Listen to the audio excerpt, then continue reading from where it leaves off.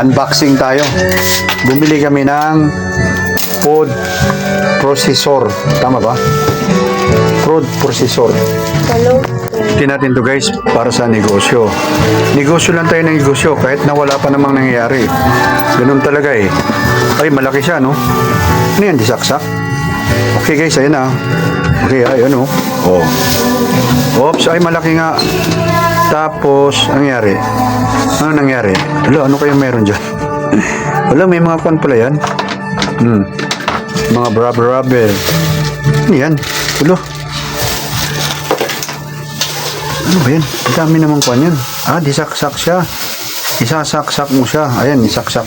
Ay, kailangan ng kuwan, adaptor. Bilog eh. Yan guys, yan ang laman niya. Tapos i-assemble mo muna siya. Ayan.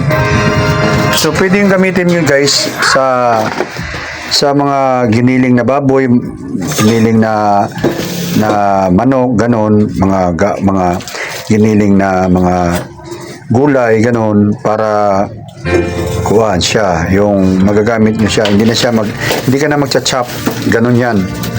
Yun ang purpose niyan.